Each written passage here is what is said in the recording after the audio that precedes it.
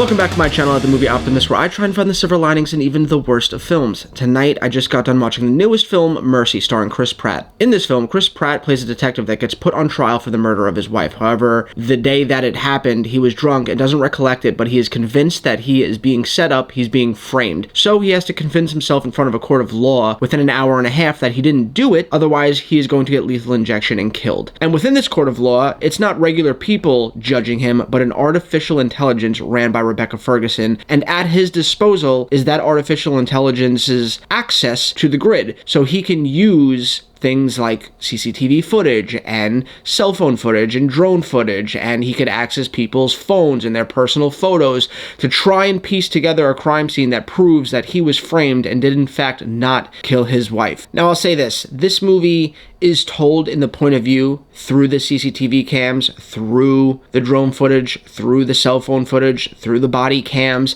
It's told kind of like that awful World movie with Ice Cube that just came out on Amazon a few months ago. It's told kind of like that movie Searching with John M. Chu, when he finds out that his daughter went missing and he uses all of the cell phone and laptop footage to figure it out. It's kind of told like the first Cloverfield movie, where it's all shown through the perspective of like a camcorder. So if you're not into that kind of thing, then you're probably not gonna like this. And if you're not into movies that, you know, kind of hover around AI, then you're probably not gonna like it, because AI is one of the main characters played by Rebecca Ferguson. Now, I don't want AI in the industry replacing people, but if it's a movie about AI, I don't really care. I mean, I love the movie I, Robot with Will Smith, and that movie was about AI becoming sentient and having feelings, so I didn't really care about that. I know beforehand a lot of people had a problem with the fact that this movie was showing AI in kind of a positive light. It's like, whatever. Like, it's a movie with Rebecca Ferguson pretending to be AI, so that didn't bother me. But if that bothers you, then maybe don't check it out. But outside of that, I will say this. As the movie optimist, where I'm always trying to find the silver linings and even the worst of things, this movie was kind of difficult to do that in. It is a very painfully mediocre film, saved by a charismatic performance by Chris Pratt and by just having fun watching the mystery unfold. Now, of course, in a movie like this, Chris Pratt playing the lead, I don't see Chris Pratt being the type of person to take on the role of the bad guy. So in the back of my head, I always kind of knew, like, he's definitely innocent. He just has that kind of persona and the charisma about him that in my heart of hearts, I always felt like he was going to figure out what was really going on. And in a movie where there's only like 4 A-list celebrities and 2 of them are Chris Pratt and Rebecca Ferguson, which are in the courtroom the whole time, the other 2 celebrities that are in it in very small roles, you just know that they had something to do with it. Like, why else would they be in these roles? So you kind of piece together before the end of film what's actually going on based off of who's playing what character, and I kind of knew what the end was going to be. So it is very predictable in that aspect, but it's still really fun watching Chris Pratt just be Chris Pratt, play this really charismatic role that does have a dark side to it, because they do try and play on the fact that for a little while you have an understanding that he's a drunk and he had a falling out with his wife and he had violent tendencies and he got mad really easily, and they really try hammering it home that maybe he did do this. But again, because of those other characters, the other actors that are in this, playing these roles that would have otherwise been played by a nobody, it's like there's got to be more to it. So that predictability-ness of it kind of ruins the ending experience, because you already know what's gonna happen. But there's still a lot of fun to be had, and watching the creativity of the script and how they piece it together, how Chris Pratt figures it out, the steps he takes to figure it out. If you're into that kind of thing, then I think you're going to have some fun with it, at least fun to the level that I had fun, because the intricacies of doing a murder mystery like this, where you're trying to figure out what really happened, you have to plant a lot of breadcrumbs, and it takes a lot of foresight, a lot of planning to put things like that in the script that you could reflect back on. Like, something will happen here that won't mean anything, and then 20 minutes later when something else happens, you'll realize that thing that happened 20 minutes ago had significance. And there's intricacies to it, and I love that in films. That's in Knives Out films, it's in any murder mystery films really. This film just chose to take that approach of telling it all through drone footage, and I loved the movie Searching. I hated the movie World of Worlds, and I thought Cloverfield was cool, but I'm not a big